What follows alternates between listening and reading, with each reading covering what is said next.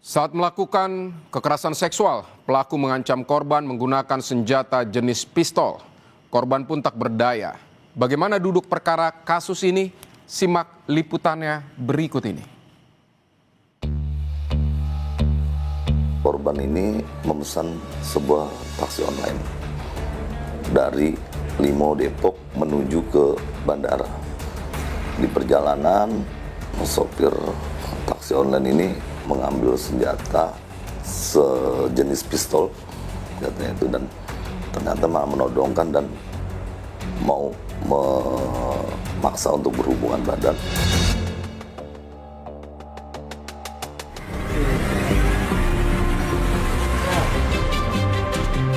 Inilah detik-detik penangkapan FG, lelaki 49 tahun, pelaku pemerkosaan seorang penumpang taksi online di Sukamaju, Cilodong, Depok, Jawa Barat. Sopir taksi online ini ditangkap pada 23 November lalu, sehari usai melakukan aksi bejatnya. Kini FG telah ditetapkan sebagai tersangka, sementara kondisi korban masih mengalami trauma. Pada tanggal 22 November, saat itu kita menerima laporan polisi melalui 110 terkait adanya korban tindak pidana pemerkosaan. Kasus ini terjadi pada 22 November lalu saat korban akan pergi ke Bali menggunakan pesawat. Sekitar jam 3 dini hari di kamar kosnya, korban memesan taksi online menuju Bandara Soekarno-Hatta. Beberapa saat kemudian, pelaku mengirim pesan, mobil yang digunakan tidak sesuai dengan data pada aplikasi taksi online. Tapi korban tak mempermasalahkan. Di tengah perjalanan memasuki tol Kunciran Tangerang, pelaku minta izin menepi untuk cuci muka karena mengantuk. Tak menaruh curiga, korban mempersilahkan. Tak disangka, setelah keluar dari mobil, tiba-tiba pelaku masuk pintu belakang sambil menodongkan senjata ke arah korban. Perempuan 30 tahun ini sempat melawan, namun tak berdaya karena pelaku mengancam dan memukulnya. Saat waktu mau sampai menjemput korban, pelaku ini menyampaikan bahwa saya tidak menggunakan kendaraan yang sama melalui aplikasi chat yang ada di aplikasi online atau taksi online ya. Di perjalanan seorang sopir taksi online ini berhenti meminta untuk alasannya mau cuci muka ya. Mau cuci muka saat ternyata bukan cuci muka, tapi malah mengambil senjata sejenis pistol yang sekarang masih kita lab ya senjatanya itu, dan ternyata malah menodongkan dan mau memaksa untuk berhubungan badan dengan memukul sebanyak 2 kali di bagian kepala dan leher. Dari hasil pemeriksaan polisi diketahui, pelaku FG melakukan kekerasan seksual terhadap korban di bawah pengaruh narkoba jenis sabu. Sementara terkait senjata jenis pistol yang digunakan pelaku masih dilakukan penyelidikan. Ini jenis senjatanya apa?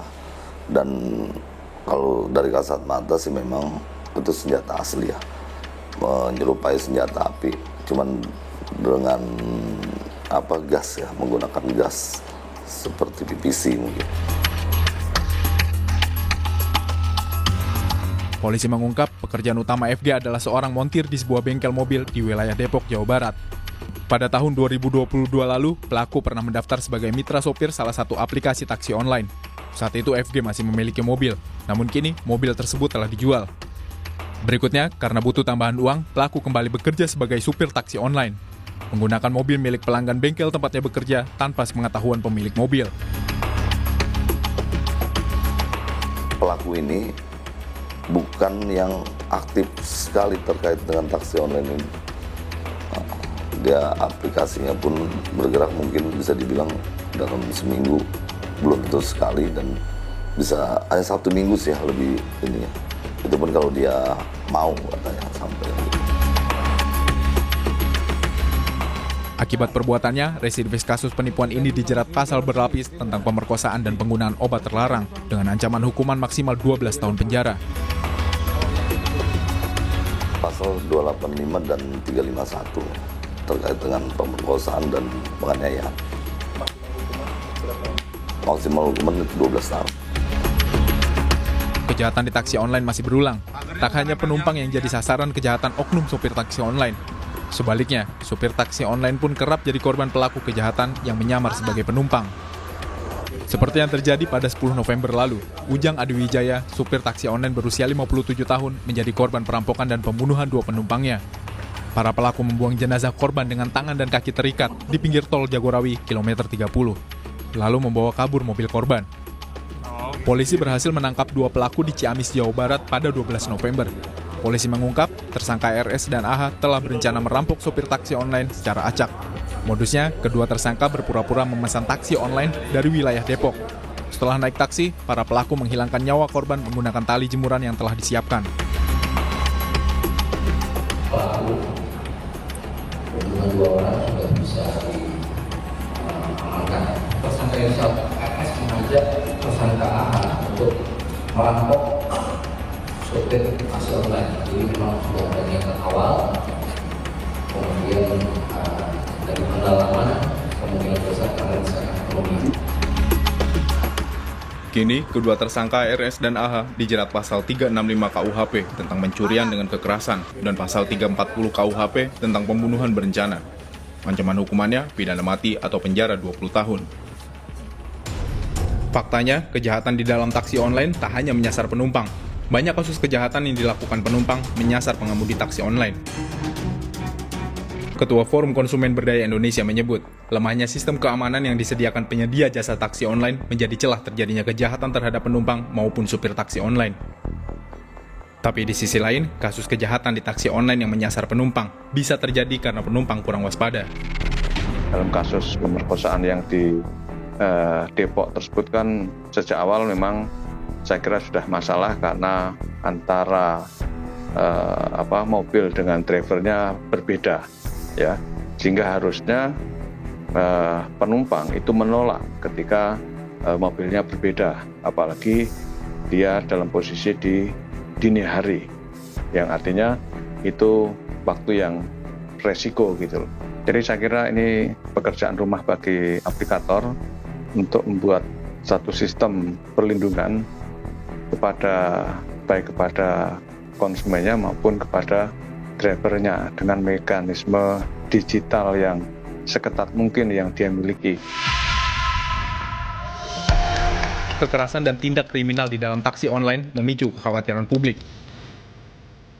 Aplikator transportasi daring harus benar-benar memberikan jaminan keamanan pada penumpang dan para supir taksi online yang merupakan mitranya.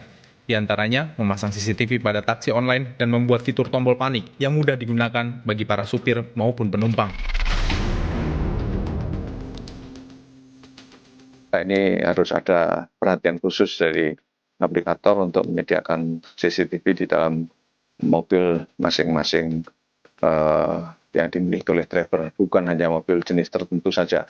Sekali lagi ini untuk melindungi kedua belah pihak, baik itu aplikator, maksud saya driver maupun juga pada penumpangnya. Ada semacam pembatas seperti jeruji ataupun alat-alat tertentu sehingga tidak bisa terjadi interaksi fisik antara driver dengan penumpang.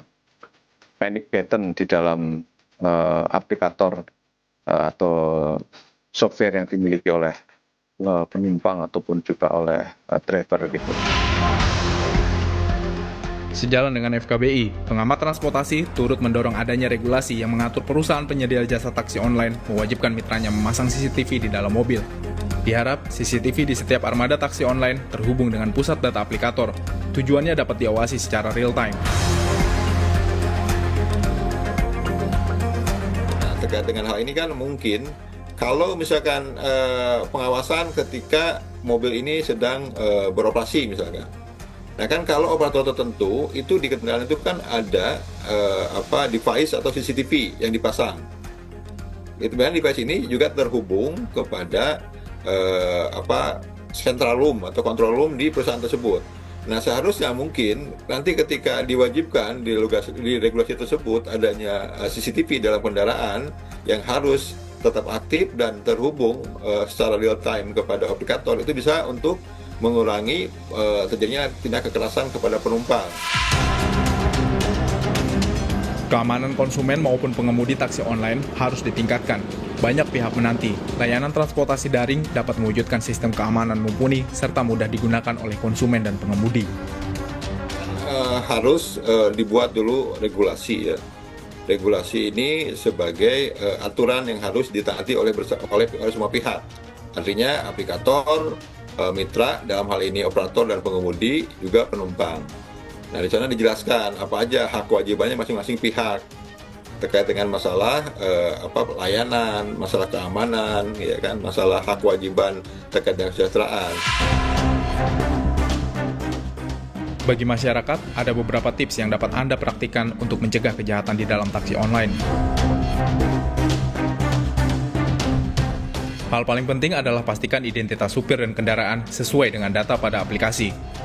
Hindari duduk di depan dan pilihlah duduk di kursi penumpang sebelah kiri agar jarak antara pengemudi dan penumpang cukup jauh. Gunakan fitur berbagi lokasi dan rute perjalanan pada orang terdekat agar perjalanan Anda bisa terdeteksi. Tolak jika supir tawarkan lewat jalur alternatif, terlebih jika Anda tidak mengetahui jalur tersebut. Lalu, simpan nomor telepon layanan darurat 110 agar polisi bisa cepat membantu jika terjadi sesuatu dalam perjalanan Anda.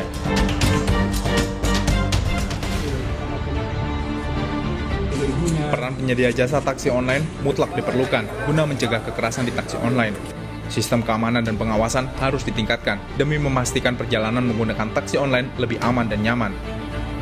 Selain peran penyedia jasa taksi online, baik supir taksi online maupun penumpang mesti waspada. Argan Anjani, Avan Jaya, Kompas TV.